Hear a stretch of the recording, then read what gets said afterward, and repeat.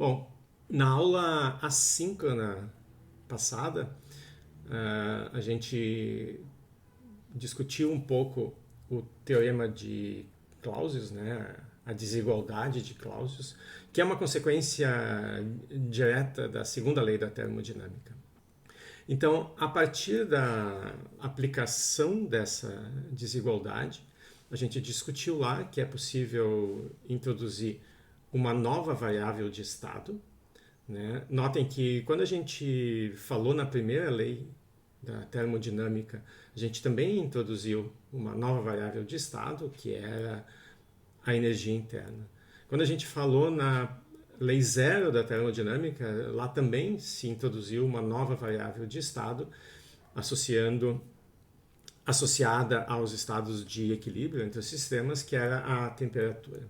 Então, nada mais natural que na segunda lei da termodinâmica a gente também possa introduzir uma nova variável de estado.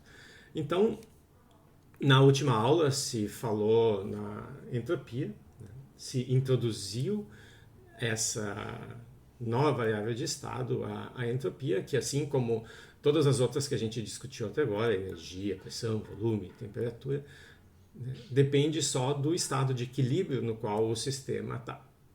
Então, se eu tiver um processo indo de um estado inicial A até outro estado final, ambos estados de equilíbrio, né, B, a variação dessa quantidade, ela não depende do caminho feito, né? A gente mostrou na aula passada que, de fato, essa é uma das propriedades dessa quantidade, que é a independência do caminho, desde que ela seja calculada corretamente, né?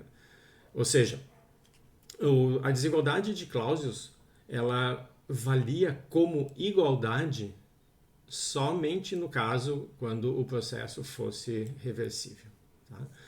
Então, a gente se interessa aqui em calcular a variação de entropia entre esses dois estados, A e B. Né? Como variável de estado, a gente sabe que essa variação só vai depender desses dois estados, não vai depender do processo feito.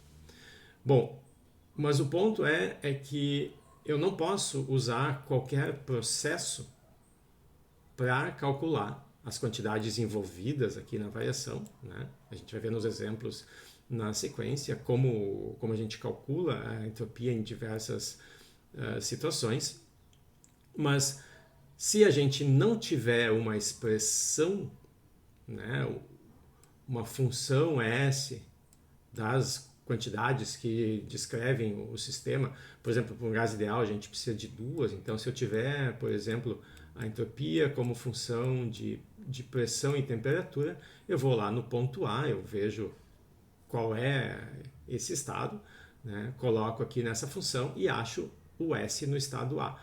Vou no ponto B, vejo qual é a pressão, temperatura, né? Com essas duas eu também tenho volume se precisar, coloco esses valores e acho a entropia no ponto B. Então, se eu tiver a função, eu posso simplesmente aplicar nos pontos e calcular a variação. Se eu não tiver a função, eu tenho que escolher um processo levando do estado A ao B e, pela definição, né, integrar ao longo desse processo e achar com isso a variação de entropia.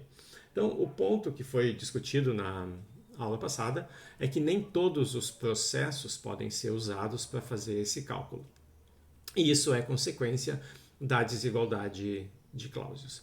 Então, quando o processo é irreversível, a desigualdade ela vale estritamente, ou seja, ela vale com o sinal de menor. Então, nessa mesma situação aqui, eu tenho um processo cíclico, ou seja, que começa e termina no mesmo ponto. Mas se o processo for irreversível, ao invés dessa igualdade, eu tenho a desigualdade. Ou seja, num processo irreversível, deixa eu limpar, essa quantidade aqui, agora é calculada aqui, né, no caso irreversível, ela não vale mais como igualdade, ou seja, essa quantidade, a integral de ΔQ sobre T ao longo desse caminho fechado, essas contribuições ao longo desse caminho fechado, elas não se compensam. Mas se fosse uma variável de estado, qualquer variável de estado, se eu volto ao mesmo ponto, significa eu estou exatamente no mesmo estado que eu tinha no início. Todas as variáveis de estado têm que voltar aos seus valores originais. Então, essa quantidade aqui, quando o processo é irreversível, ela não serve para calcular a variação de entropia, porque se servisse, ela tem que voltar, né, a entropia ao seu valor original, ou seja, todas as contribuições feitas aqui ao longo desse caminho teriam que se anular, como é o caso quando o processo é reversível. Tá? Então, a desigualdade de Clausius aplicada diretamente num ciclo, se o processo é reversível, ela dá zero. Tá? Então, isso significa que se eu só posso usar o processo, as propriedades do processo para calcular a variação de entropia, quando eu não tenho a função entropia, se o caminho escolhido, ele pode ser qualquer um, desde que seja reversível. Tá? Então, essa é uma das exigências que a gente necessita para poder dizer que uma quantidade é função de estado, né? De que ela, obviamente, tem um único valor no mesmo estado.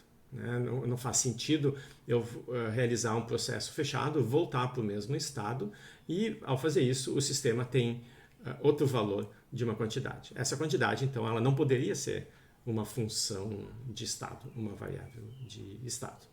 Tá? Então, essa é uma das condições. Tá? Então, daqui a gente já exclui os cálculos feitos nos processos irreversíveis. Então, o que significa isso? Significa que se eu tiver um caso, como a gente vai ver no último exemplo, de um processo irreversível, eu tenho que achar outro processo, levando dos mesmos extremos, né, do processo, mas que seja reversível. Aí eu posso dizer que a quantidade calculada é a variação da entropia.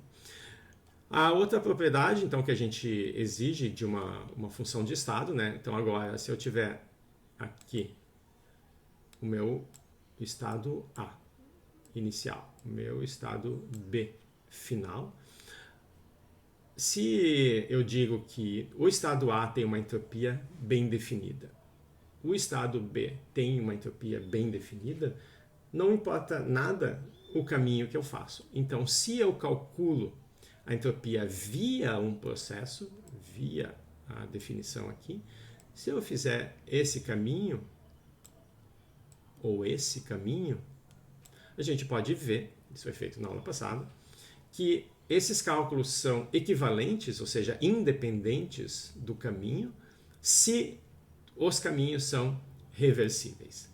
Né? Então, quando o processo todo é reversível, tá?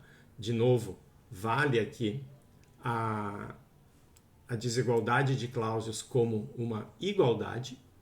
Então, se eu fizer agora, né, ao invés de fazer dois caminhos para ir do A até o B, eu começo aqui no A, vou até o B por um caminho, né, chamado de caminho 1.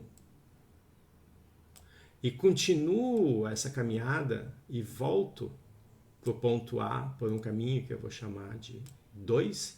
Nesse processo fechado tem que valer a desigualdade de Clausius. Tá?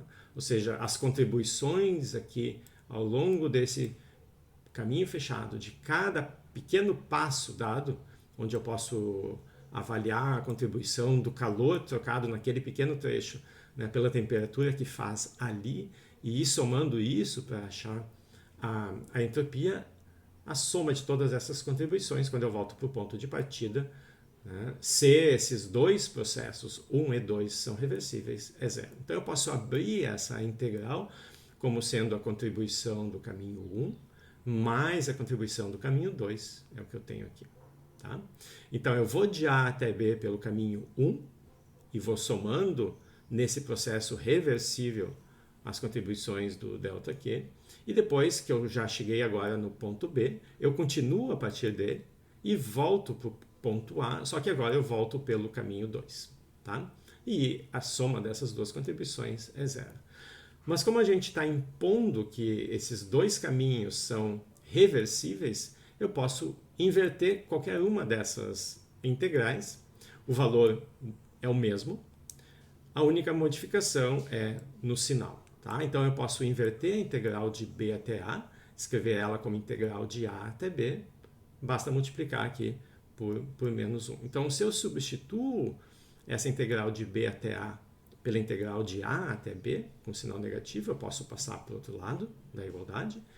E com isso a gente conclui, né, que eu posso ir de A até B por um caminho arbitrário, ou ir de novo, né, de A até B por outro caminho arbitrário, se esses dois caminhos são reversíveis, o valor dessa quantidade aqui calculada no caminho 1 é o mesmo valor dessa mesma quantidade calculada no caminho 2. Como a gente não especificou nada sobre esses caminhos, eles são arbitrários, isso mostra que essa quantidade aqui ela é independente do caminho. Tá? Essas são então as duas condições que a gente precisa que uma quantidade satisfaça para que ela possa ser chamada de função de estado, para que ela só dependa do estado no qual o sistema se encontra. Então, graças à desigualdade de Clausius, né, a gente pode então verificar que essas propriedades são satisfeitas pela integral, né, desculpa, que elas são satisfeitas por essa quantidade que é definida como o calor trocado num pequeno processo dividido pela temperatura daquele processo, e isso então, já que essa quantidade ΔQ sobre T, né, ela é agora uma função de estado. Notem, a gente partiu de uma quantidade que não é, ΔQ depende do caminho feito, o calor é uma quantidade que não pode ser associada a um estado, mas só a um processo, mas ao dividir pela temperatura, a gente transforma isso numa função de estado. Né? Então a gente até muda a notação, esse delta que era usado para indicar essa diferencial né, no calor inexata, que não pode ser integrada, agora ao colocar esse fator 1 sobre T, isso se transforma numa diferencial exata e que pode ser integrada e calculada só em função dos limites, né, dessa integral. Embora a gente não possa fazer isso só para ΔQ, não tem sentido falar que a integral de ΔQ é calor no ponto B menos calor no ponto A, faz sentido, né, como a gente mostrou aqui embaixo, em fazer isso agora não só para ΔQ, mas ΔQ dividido por T. Então esse fator 1 sobre T é o que transforma essa diferencial inexata numa diferencial exata. Bom, com isso, né, isso foi o que foi discutido na aula assíncrona passada, a gente pode introduzir essa nova quantidade, e essa quantidade ela vai ser fundamental porque é com ela que a gente introduz uma nova formulação da segunda lei da termodinâmica que cumpre um dos requisitos que a gente mencionou algumas aulas atrás, que é não utilizar, né, no enunciado de uma lei fundamental da física uma tecnologia específica. Né?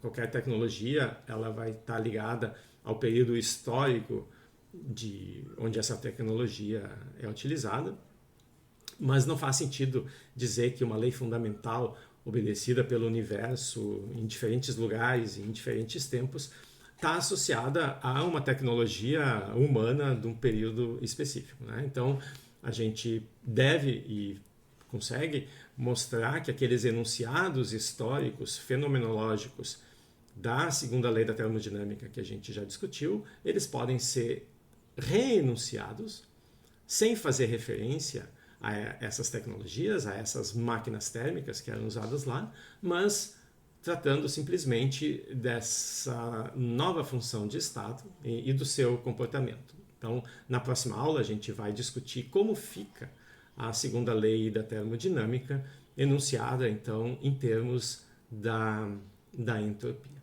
Tá? Isso é a nossa aula de quarta-feira. Então, a ideia hoje é mostrar como é que a gente calcula, através de alguns exemplos, a entropia em alguns casos bem simples. Tá? Então, o caso que a gente vai usar a maior parte do tempo aqui é o gás ideal. Então, o que a gente faz nesse exemplo aqui é obter a função entropia, né? Como eu tinha escrito antes, né? Essa função, como é uma função associada ao estado de equilíbrio, eu preciso especificar esse estado. A gente já discutiu que para um gás ideal, para um fluido em geral, a gente não precisa das três quantidades, pressão, volume e temperatura, bastam duas dessas, porque a terceira pode ser sempre obtida a partir da equação de estado desse gás, PV igual a nRT, no caso do gás ideal. Então aqui, esse resultado que a gente vai obter agora, né, mostra que a entropia pode ser calculada aqui em função de temperatura e volume, tá? Mas eu poderia, usando a equação de estado, PV igual a nRT, mudar isso para usar outro conjunto de duas variáveis, né? Não precisa ser temperatura e volume, pode ser temperatura e pressão e volume, como for necessário ou conveniente. Então, como é que a gente chega nesse resultado? Bom, a gente parte da definição, né? A gente precisa calcular ds e a partir dessa expressão integrar para obter S. Tá? Então esse é o nosso caminho, escrever a diferencial ds para o gás ideal e a partir da integração obter a função de estado. Bom, ds é ΔQ sobre T, então a gente precisa do ΔQ para um gás ideal. Bom, isso sai da primeira lei da termodinâmica, né? O ΔQ vai ser, né, a variação da energia interna mais PdV, né? O du igual a ΔQ menos ΔW. O menos ΔW passou para cá como mais PDV. A gente sabe também que a energia interna de um gás ideal é só função da temperatura, né? E aparece nessa expressão da energia uma propriedade desse gás, que é o seu calor específico a volume constante. Então, relembrando, esse CV que aparece aqui não indica que isso está sendo calculado num processo a volume constante. Esse CV aparece aqui como uma característica, como uma propriedade do gás ideal, porque a gente sabe que existem diferentes gases ideais em função do tipo de molécula que os compõe, e isso vai fazer com que seus calores específicos molares aqui sejam diferentes, né? Se o gás for monatômico, diatômico ou tenha mais moléculas do que isso. Tá? Então é importante especificar esse CV aqui. Então a gente substitui du por NCV dt.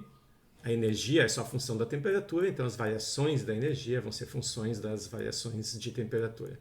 E o trabalho a gente escreve, né, para um fluido como PDV. Tá? Bom, aqui a gente pode usar a equação de estado do gás ideal, né? Então, vocês notam que quando eu escrevi du assim, as variáveis naturais que aparecem nesse problema são temperatura e volume, porque a temperatura veio do du e do trabalho a gente tem em dV. Então, para poder integrar essa quantidade, eu tenho que escrever ela só em função dessas duas variáveis. Então, eu preciso me livrar dessa pressão. E isso é feito, né, substituindo P pela equação de estado aqui do gás ideal. Então, ao invés de P, eu ponho nRT sobre VdV. Daqui a gente vê também que eu não posso integrar diretamente ΔQ, porque eu tenho duas diferenciais aqui e os termos estão misturados. Eu tenho uma integral em volume, e aqui aparece a temperatura, mas a integral em temperatura é essa outra aqui. Tá? Então, essa mistura aqui, do jeito como está escrito, me impede de fazer a integração. Se eu agora aplico na definição da entropia, né, agora para poder então integrar ds, eu pego esse ΔQ e divido pela temperatura. Então eu vou dividir pela temperatura aqui e dividir pela temperatura aqui, o que vai me resolver o problema, vai desaparecer esse T. Então, fazendo isso, eu tenho, a partir desse primeiro termo aqui, eu tenho NCV dt dividido por T, e desse segundo termo aqui, o T que eu divido aqui cancela com esse T e sobra só NR sobre V dV. Tá? Bom, essas são aquelas integrais que vocês costumam, né, integrar dos dois lados, e aí eu fico com a integral aqui, termo a termo. Né? Mas o que significa integrar termo a termo? Isso nem sempre é possível, né? A gente acabou de ver aqui um caso onde isso não é possível. Então, integrar termo a termo, na verdade, significa que é possível unificar essas duas diferenciais que aparecem aqui numa única diferencial. Né? Eu posso pegar essas constantes que aparecem e colocar aqui dentro da diferencial, né? A mesma coisa aqui, né? E posso escrever o dt sobre t como a diferencial de um logaritmo, aqui dv sobre v como a diferencial do outro logaritmo, e juntar essas duas diferenciais desse jeito. Tá? Aí a gente consegue entender por que integrar dos dois lados resolve o meu problema, porque, né, eu tenho uma integral de uma diferencial, isso aqui simplifica, e o resultado é simplesmente isso aqui. Na prática, isso é equivalente a integrar termo a termo, tá? Mas é bom saber o que significa e por que a gente pode integrar termo a termo, tá? É porque a gente conseguiu juntar todos os termos numa única diferencial. No caso do gás ideal, isso é trivial, porque esses termos aparecem de forma completamente separada, mas eu poderia realizar o mesmo processo, né? Imaginem que vocês tenham ali começado com, né, uma função do tipo x2, y3, e aí vocês, né, vocês podem diferenciar essa função. Aí vai aparecer 2x dx, y3, mais 3y2, x2 dy. Tá? Então essa vai ser uma... Se vocês diferenciam, então, isso aqui, aparece uma diferencial... Não vou escrever aqui, porque é chato de escrever com esse negocinho. Então, se vocês fazem o caminho contrário aqui, vocês partem dessa diferencial, vocês vão obter... Né, eu tenho a diferencial de um produto, eu vou ter somas de diferenciais, vale a mesma regra do produto de derivadas, mas essa diferencial que vai aparecer aqui do lado direito, ela vai estar misturada, né, vai ter x e y misturados. Então, a maneira de unificar e transformar numa única diferencial, quando a função não for tão simples quanto essa aqui do gás ideal, é se dar conta de qual era a função original, de onde veio essa diferencial. Bom, tem vários métodos para a gente fazer isso, né? A gente vai ficar aqui no caso mais simples do gás ideal. Mas o ponto que eu quero fazer aqui, né, eu podia ter simplesmente dito, bom, integrando termo a termo, vocês já ouviram essa expressão. Mas acho que é importante dizer o que significa integrar termo a termo, tá? É simplesmente isso, a gente consegue reconstruir a função que foi diferenciada para obter esses termos. E isso essencialmente é o processo de integração. Tá? Então, agora eu integro dos dois lados. Tá? Isso aqui vai dar origem. Então, do lado de cá eu tenho a função S, do lado de cá eu tenho o que está aqui dentro dos parênteses, mais uma constante. Então, para se livrar dessa constante, a gente aplica, né? Então, a gente obtém aqui S, né? N CV ln de t mais nr ln de v mais uma constante. Tá? Esse é o resultado daquela integral. Essa é uma equação. A gente pode aplicar essa equação num estado de referência, que a gente vai usar esse zero. Então, além dessa equação, a gente acha uma outra que é S0. Né? Eu poderia ter um N0 também, aqui não cheguei a usar. Tá? T0 V0. Aí eu posso simplesmente subtrair a S que estava aqui, sem os zeros, dessa equação, e aí a gente junta os logaritmos e obtém essa expressão aqui. Só para não ter uma constante arbitrária, mas é como se a gente dividisse aquela constante arbitrária nesses vários termos aqui. Bom, então, isso aqui é o resultado que a gente procurava. Então, agora eu tenho uma função S de T e V, tá? O que me permite calcular a entropia, qualquer que seja o estado do sistema. Então, se eu tiver qualquer processo, mas eu souber o estado inicial e o estado final, essa expressão aqui é suficiente para calcular a variação de entropia do gás ideal. Tá? Se eu souber os estados A e B, inicial e final do meu processo. Tá? Então, isso aqui vocês podem pensar, é uma fórmula geral para calcular a entropia para qualquer estado do gás ideal. Então, um comentário aqui eu posso juntar esses dois logaritmos. Então, se eu substituo o calor específico a volume constante pela sua expressão, que é F meios de R, tá? Esse R eu deixo aqui. Então, aqui vai ficar um NR, aqui tem outro NR, eu boto em evidência, NR. E o F meios, que vai aparecer aqui, eu puxo aqui para cima do argumento do logaritmo como expoente, né? Então, esse F meios vem aqui para cima. Então, aqui na frente ficou NR, eu boto em evidência. Então, eu fico com a soma de dois logaritmos, que eu posso juntar também como produto dos seus argumentos. Então, vai aparecer o T sobre T0 elevado na F sobre 2 daqui, vezes o V sobre V0 desse argumento.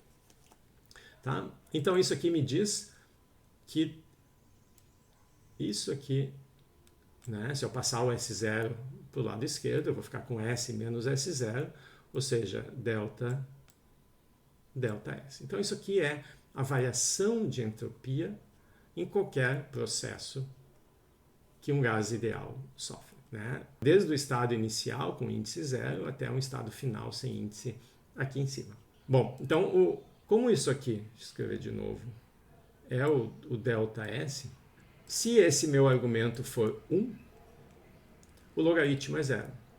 Tá? Então, quando o argumento é 1, eu não tenho variação na entropia. Então, se eu tiver um processo onde no estado final T elevado a F meios vezes o volume seja igual à mesma quantidade T elevado a F meios vezes o volume, mas do estado inicial, eu tenho um processo onde a entropia é mantida constante, ou seja, eu tenho um processo isoentrópico.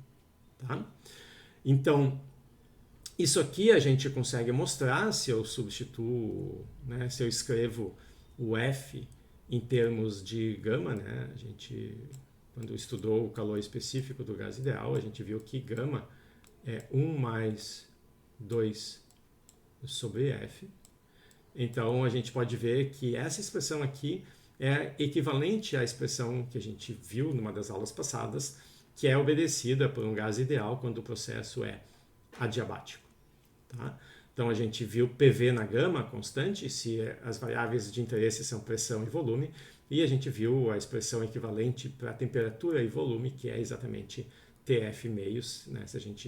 Então, se a gente substitui F meios, vai ser T na 1 sobre gama menos 1, vezes o volume, essa quantidade é mantida constante aqui, num processo adiabático, num tipo específico de processo adiabático, que é o processo adiabático reversível, né? Que ele é feito de forma quase estática num sistema envolvido por paredes adiabáticas. Existem outros processos, um dos exemplos que a gente vai discutir é um desses, onde o processo é adiabático no sentido de que não há troca de calor, mas ele não é reversível. É só no processo adiabático reversível que a gente, então, pode dizer que essa quantidade aqui vale 1, ou seja, essa quantidade permanece contida ao longo de todo o processo e a entropia não muda.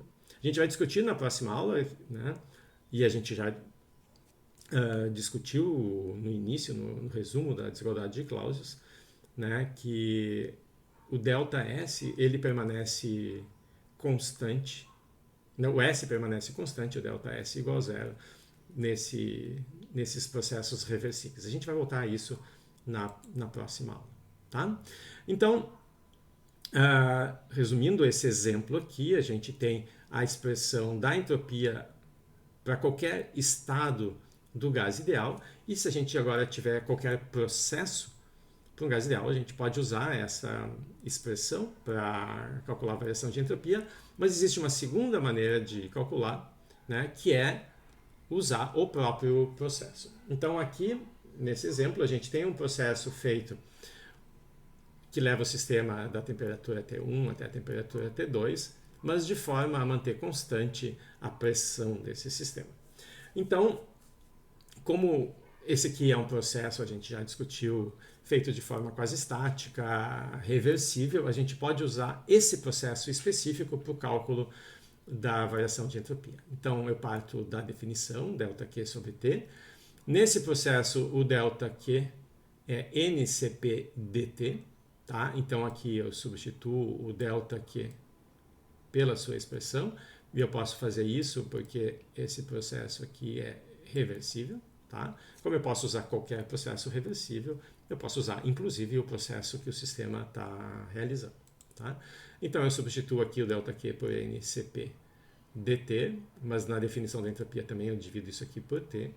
E agora eu integro dos dois lados, né, CP é constante, para achar o ΔS. Tá? Então isso aqui é uma integral que me dá logaritmo, isso aqui é ln T2 sobre T1. Bom, eu poderia, como eu tinha dito, usar a expressão que a gente obteve no exemplo anterior, e obviamente eu tenho que chegar no mesmo resultado. Então aqui a temperatura final é T2, a temperatura inicial é T1, então eu substituo, né, para esse caso específico. E como eu não tenho informação sobre o volume, mas eu tenho informação sobre temperatura e pressão, as temperaturas eu tenho e a pressão eu sei que se mantém constante, eu uso a equação de estado do gás ideal para eliminar esse volume. Então eu troco o volume por nRT sobre P, tanto para o volume final, no estado 2 em cima, quanto no estado inicial, né, aqui no denominador. Então em cima aparecem os índices 2, aqui os índices 1, mas como a pressão é constante, P2 e P1 são iguais, isso aqui desaparece, o N e o R também desaparecem e só me sobra T2 sobre T1, que é o mesmo que aparece aqui nesse primeiro termo. Então eu posso botar em evidência, eu tenho N nos dois termos, eu tenho ln de T2 sobre T1 nos dois, então N e o ln de T2 sobre T1 estão aqui, e aqui aparece uma contribuição CV, e aqui aparece uma contribuição R. Tá? Então CV mais R. Só que CV mais R é exatamente como a gente viu para um gás ideal, igual a CP. Tá? Então isso aqui é, como deveria ser, igual a essa expressão. Tá? Então essas são as duas maneiras de calcular a entropia e a sua variação, né? Seja por um processo reversível, seja pela aplicação direta das condições nos estados inicial e final, né, na equação que nos dá a entropia, se a gente conhece. Tá? O próximo exemplo, né, para a gente terminar, então é um caso onde o nosso processo é irreversível. Tá? Então, esse aqui é um processo onde o meu gás inicialmente estava nessa câmara, aí eu abro uma válvula aqui no meio, permito ele se expandir, passar para cá, né? Então, no estado inicial eu tenho um gás em equilíbrio ocupando um certo volume. No estado final, também de equilíbrio, porque eu deixo passar tempo suficiente, o meu gás agora ocupa a soma desses dois volumes, a gente supõe que são iguais, então o dobro do volume inicial. Tá? Esse processo é feito envolvendo o sistema em paredes fixas e adiabáticas, então eu não tenho nem trabalho, nem calor, nesse processo, né? Então, para um gás ideal, eu também não tenho variação na energia interna, a temperatura se mantém constante. O que nos interessa aqui é que, como esse processo aqui é adiabático, né, eu não tenho troca de calor, se eu for calcular para esse processo a integral de ΔQ sobre T, né, isso aqui vai ser a quantidade de calor, a temperatura é constante, ela pode até sair da integral, então isso aqui é Q sobre T, mas nesse processo específico, calor é zero, então essa integral aqui, ela é zero, tá? Então a gente poderia dizer, bom, então esse processo, a variação de entropia é zero. Bom, mas a gente viu, né, que para poder calcular a entropia, eu só posso usar o processo se ele for reversível, porque senão eu não posso associar essa quantidade com ΔS. Tá? Eu sempre posso calcular essa quantidade, a gente acabou de fazer, né? Essa quantidade aqui para esse processo específico vale zero. O que eu não posso fazer é dizer que isso aqui é a variação de entropia, porque a variação de entropia foi definida a partir dessa integral, mas não para processos irreversíveis. Somente eu posso dizer que ΔS é igual a essa integral se o processo escolhido, e aí pode ser qualquer um, for reversível. Tá? Então isso aqui não é a variação de entropia. Tá? E de fato a gente vai ver na próxima aula que para processos como esse, a variação da entropia é maior do que zero. Tá? Bom, então como eu posso calcular o ΔS para esse problema, né? Eu posso escolher qualquer processo reversível, tá? Ou eu posso usar a expressão geral que a gente tem. Eu posso fazer as duas coisas. Se eu usar essa expressão geral aqui, para o ΔS, como a temperatura se manteve constante, né, esse pedaço aqui desaparece, só me sobra NR ln de V sobre V0. Tá? NR ln de volume final sobre volume inicial. Se o volume final for o dobro do volume inicial, então isso aqui dá um logaritmo de 2. Né? E a gente vê que o ΔS de fato é positivo. Tá? Então, eu posso calcular desse jeito, simplesmente substituindo a expressão por S, ou eu posso encontrar um processo reversível que me permita calcular essa entropia. Né? Então, um processo reversível, né, se eu troco essa válvula aqui por uma parede móvel e eu coloco esse sistema em contato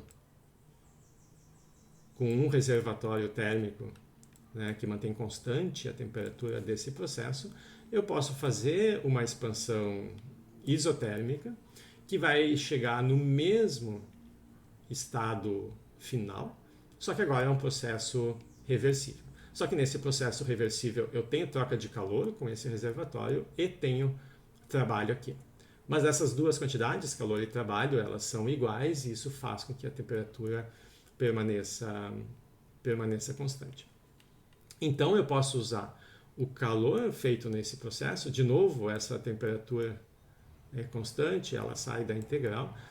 O ΔS, né, do processo reversível que eu escolhi vai ser simplesmente calor sobre temperatura, mas nesse processo aqui calor e trabalho são iguais, então isso aqui vai ser igual ao trabalho sobre temperatura, e a gente já calculou o trabalho num processo isotérmico, era nRT, logaritmo de VF sobre VI, tá?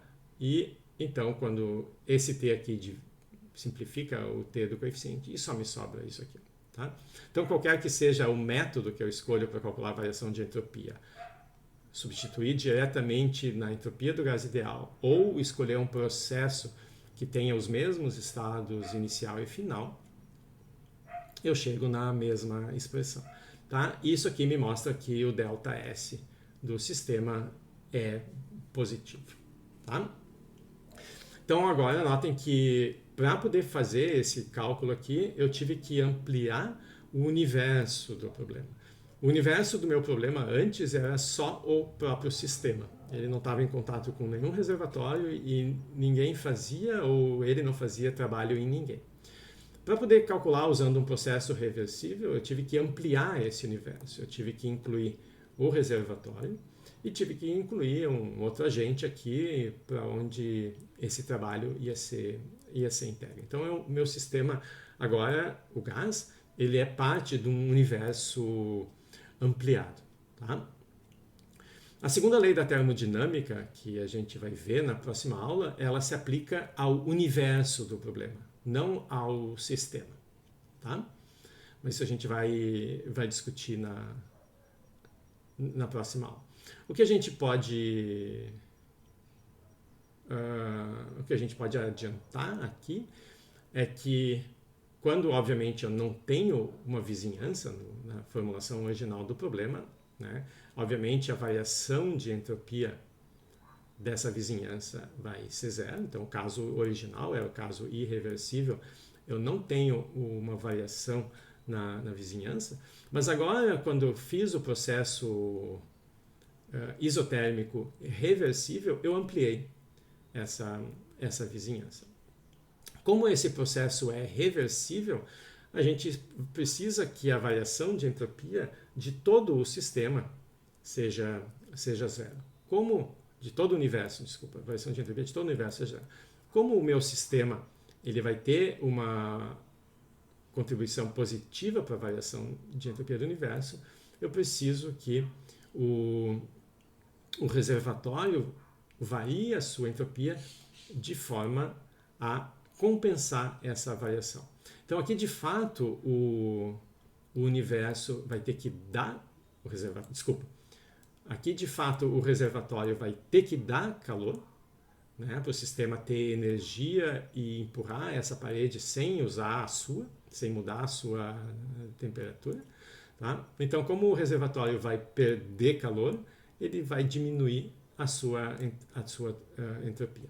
Né? Todas as componentes térmicas do universo vão ou podem ter variações de entropia. E a gente vai discutir na próxima aula que a vizinhança, o reservatório térmico, vai ter uma variação de entropia que vai ser exatamente em módulo igual à variação de entropia do gás, só que com sinal contrário, que quando a gente combinar essas duas coisas para calcular a variação de entropia do universo, isso dê zero. Tá? E com isso a gente vai poder introduzir, formular a segunda lei da termodinâmica em termos da entropia. Tá? Mas isso eu estou adiantando a próxima aula. O objetivo aqui é só mostrar em diversos casos, reversíveis ou não, como que a gente pode calcular, quantificar a variação de entropia do sistema. Tá? Bom, isso era o objetivo da aula de hoje. Tá?